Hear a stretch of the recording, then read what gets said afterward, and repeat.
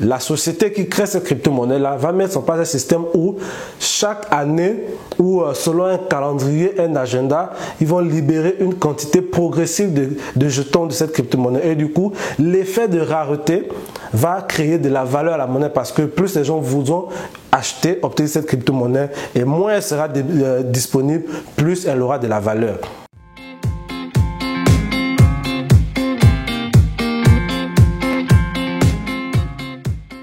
Bonjour à la famille, comment vous allez? Moi c'est Alf Obian, si tu me découvres dans cette vidéo, bienvenue sur la chaîne Le Motivateur. Ici on parle de quoi? On parle de business, d'investissement, d'entrepreneuriat, d'éducation financière. De temps en temps je vais aussi à la rencontre d'entrepreneurs gabonais pour vous présenter leurs activités et leur parcours afin de vous inspirer. Donc si ces sujets, cette thématique vous intéresse, je t'invite à t'abonner. Et même vous qui avez l'habitude de regarder mes vidéos sans vous abonner, faites-le maintenant. Parce que je ne peux pas comprendre qu'en 3-4 mois, on est seulement à 418 ou 420 abonnés. Alors que quand je regarde les statistiques de ceux qui lisent, vous êtes pratiquement 79% qui suivent mes vidéos sans être abonnés. Donc déjà, ça, c'est pas déjà du tout normal. Donc aujourd'hui, on va parler des crypto-monnaies. C'est quoi la crypto-monnaie? Comment fonctionnent les crypto-monnaies? À quoi servent les crypto-monnaies? Qu'est-ce qu'on peut faire avec des crypto-monnaies? C'est ce dont on va discuter aujourd'hui. Déjà, il faut comprendre que les crypto-monnaies, comme tout secteur d'activité, c'est l'évolution de la monnaie. La crypto-monnaie, c'est la version évoluée de la monnaie classique qu'on connaît tous les jours, les monnaies fiduciaires, les monnaies scripturales, les monnaies classiques. Donc, la crypto-monnaie, c'est une monnaie cryptographique créée à partir des algorithmes informatiques exécutés sur des ordinateurs. C'est une monnaie 100% virtuelle qui n'a pas de pièces, il n'y a pas de support physique, il n'y a pas de billets, mais ce n'est pas pour autant qu'elle n'est pas utile, qu'elle n'a pas d'usage. Et là, tu vas me demander, oui, mais s'il n'y a pas de pièces, il n'y a pas de billets, comment on l'utilise? Eh bien, une crypto-monnaie pour l'utiliser, tu as besoin d'un smartphone, ça peut être un Android ou un iPhone. Tu as besoin soit d'un PC. Tu as surtout besoin de la connexion Internet parce que les crypto-monnaies, on ne peut pas les utiliser, on ne peut pas faire des transactions sans connexion Internet. Et pour pouvoir justement les manipuler, l'outil nécessaire, c'est d'avoir ce qu'on appelle un portefeuille électronique spécialisé pour utiliser les crypto-monnaies. Donc ce portefeuille électronique, dans le jargon, on appelle un wallet. Le wallet, c'est le portefeuille qui te permet d'acheter, stocker, échanger, envoyer, recevoir des crypto-monnaies. Mais par contre, il y a aussi un autre type de support où tu peux utiliser les crypto-monnaies, mais là, tu vas pouvoir les échanger entre elles. Tu vas pouvoir spéculer sur leur valeur boursière. Tu vas pouvoir les échanger contre de l'argent classique, fiduciaire. Là, on parle à ce moment des exchanges. Donc, pour que tu puisses utiliser tes crypto-monnaies, tu as besoin d'un téléphone, d'un smartphone, d'un PC, de la connexion Internet. Tu as besoin d'avoir un portefeuille électronique. Les crypto-monnaies, comment elles fonctionnent? Eh bien, les transactions dans les crypto-monnaies se font de pair à pair. C'est ce qu'on appelle un système peer-to-peer. C'est-à-dire que si tu veux envoyer de l'argent à une personne, tu n'as pas besoin de passer par un établissement financier, une microfinance ou une solution de transaction financière locale. Non. Tu le fais directement de ton portefeuille vers le portefeuille de la personne, peu importe dans le pays où elle se trouve. Donc, c'est ce qu'on appelle échange de personne à personne. Par exemple, actuellement, nous sommes en début de semaine ou en milieu de semaine. Mais par exemple, un samedi ou un dimanche, tu ne peux pas envoyer de l'argent à ton frère ou ta soeur qui se trouve en France, aux États-Unis, en Chine, parce qu'il te faut passer par soit Western Union, soit MoneyGram, soit Express Union, soit RIA, etc. Toutes ces solutions-là, elles sont limitées en ce sens qu'il faut qu'il y ait une agence ouverte, il faut qu'il y ait des employés ouverts pour pouvoir te permettre de faire cette transaction. Or, avec la crypto-monnaie, c'est du lundi au lundi, de 24h à 24h, 7 jours sur 7, tu peux envoyer de l'argent directement à la personne de peu importe le pays dans lequel elle se trouve. Tu n'as pas besoin d'aller vers une agence pour envoyer de l'argent. Les crypto-monnaies aussi, on dit qu'elles sont décentralisées et indépendantes. C'est-à-dire que leur circulation ne dépend pas d'une institution bancaire. Donc ce n'est pas la BEAC, ce n'est pas la CEMAC, ce n'est pas la COBAC, ce n'est pas la CEDEAO, ce n'est pas la Banque centrale européenne qui gère la circulation des crypto-monnaies. Mais par contre, ce n'est pas pour autant qu'elle n'est pas régulée. Parce qu'avant, on disait oui, décentralisée signifie qu'elle n'est régulée par aucun État. Non. Désormais, on a quelques États, quelques pays qui commencent à réguler les crypto-monnaies. Et il y a même déjà de la fiscalité des crypto-monnaies dans certains pays. Pas tous les pays, bien sûr. Mais certains pays mettent déjà, on fait déjà payer des impôts aux personnes qui génèrent des revenus grâce aux crypto-monnaies. Donc, il y a déjà un peu de la régulation, mais ce n'est pas pour autant qu'il y a un contrôle sur la circulation et sur même le prix des crypto-monnaies. J'ai parlé de prix et la question que tu as posée, qu'est-ce qui permet de fixer le prix d'une crypto-monnaie? Alors, une crypto-monnaie, déjà quand on la crée, elle n'a en réalité aucune valeur. Ce qui lui donne de la valeur, c'est vous, moi, les utilisateurs. C'est-à-dire que la confiance qu'on met dans une crypto-monnaie, c'est ce qui va influencer sur sa valeur. Le choix que vous allez faire, que nous allons faire d'utiliser X ou Y crypto-monnaie pour X ou Y transaction, c'est cette utilisation régulière là qui va donner de la valeur à la crypto-monnaie. Ça, c'est le premier élément. Le deuxième élément va être en fait la rareté de cette crypto-monnaie. C'est-à-dire que lorsqu'on crée une crypto-monnaie, on crée une unité, un nombre de jetons disponibles. Soit on va libérer tous les jetons disponibles dans le moment de sa création, ou la société qui crée cette crypto-monnaie-là va mettre en place un système où chaque année, ou selon un calendrier, un agenda, ils vont libérer une quantité progressive de jetons de cette crypto-monnaie. Et du coup, l'effet de rareté va créer de la valeur à la monnaie parce que plus les gens voudront acheter, obtenir cette crypto-monnaie et moins elle sera disponible, plus elle aura de la valeur. Et bien entendu, le troisième élément qui donne de la valeur à une crypto-monnaie, c'est simplement la psychologie du marché. Parce qu'il peut arriver que pour une raison ou pour une autre, des gens auront envie d'acheter une crypto-monnaie. Pour une autre raison, les gens auront envie de se débarrasser d'une crypto-monnaie. Donc tous ces éléments-là vont influencer son prix.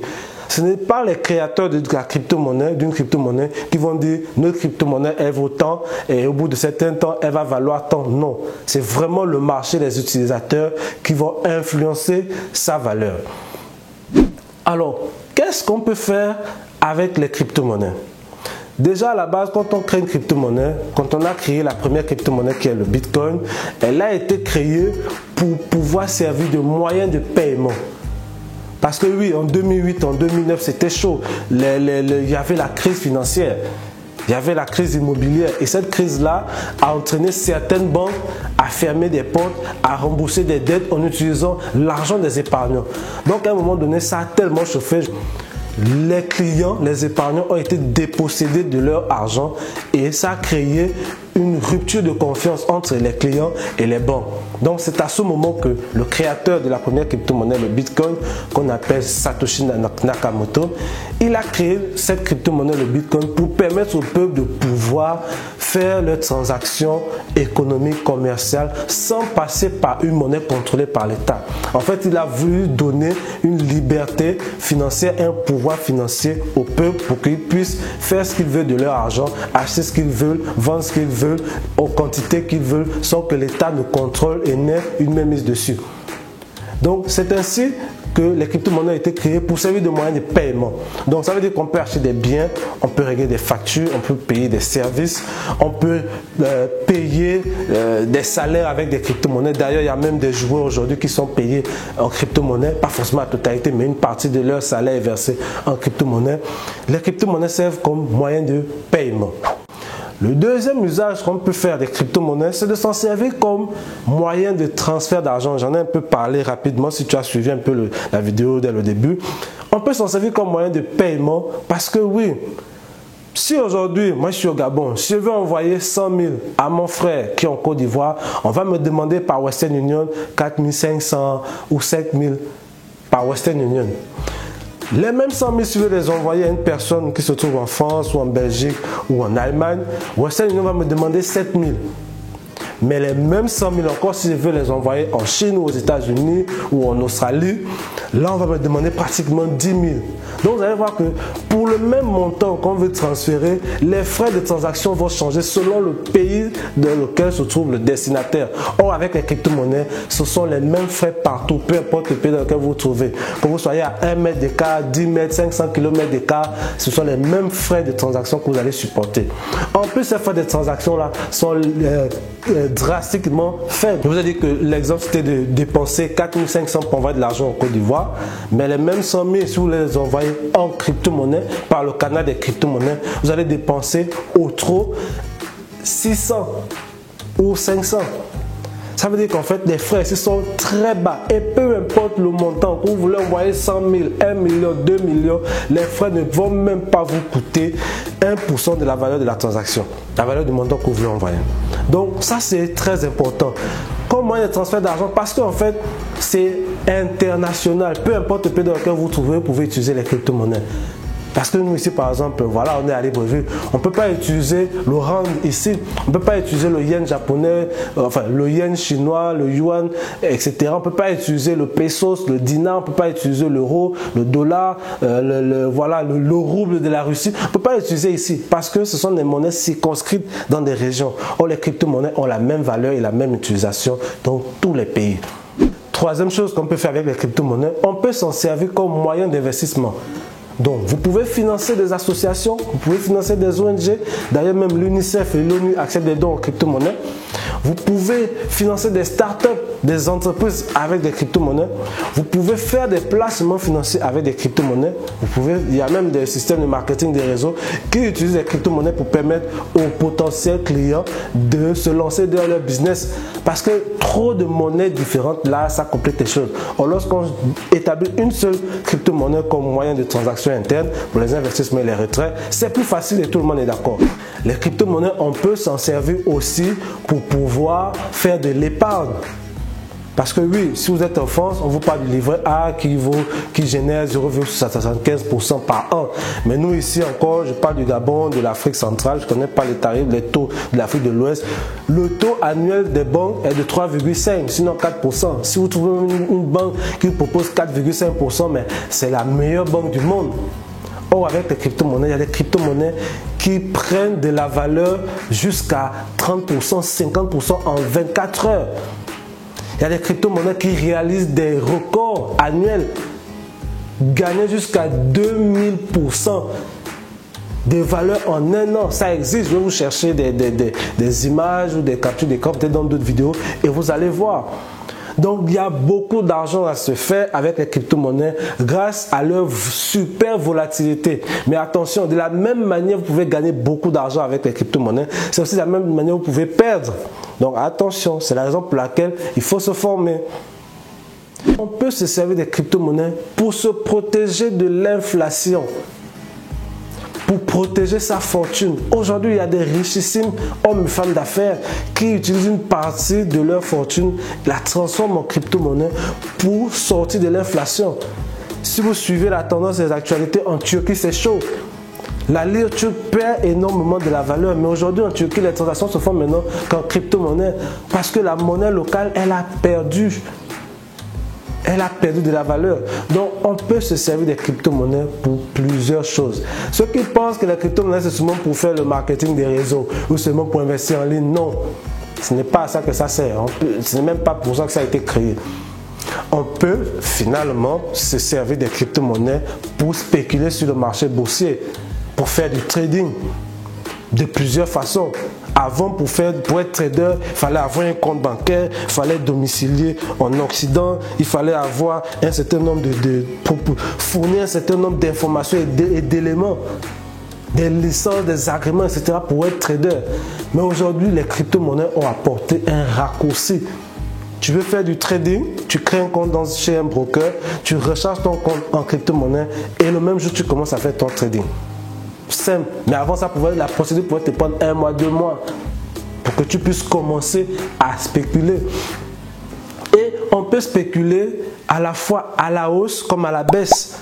Ceux qui pensent que non, les crypto-monnaies, quand la monnaie perd de la valeur, on perd aussi de l'argent. Non. Si tu stockes seulement ta crypto-monnaie, là tu peux perdre de l'argent parce que plus sa valeur, la valeur d'une crypto-monnaie baisse, plus sa valeur de ton portefeuille baisse. Mais si tu es un trader, tu peux anticiper sur la hausse et la baisse d'une crypto-monnaie et tu gagnes de l'argent dans les deux sens. Donc attention, formez-vous les gars, formez-vous. Très important. Ne vous laissez pas manipuler par des gens qui vont vous dire ah, il y a tel scandale dans les crypto-monnaies, telle personne a arnaqué telle personne.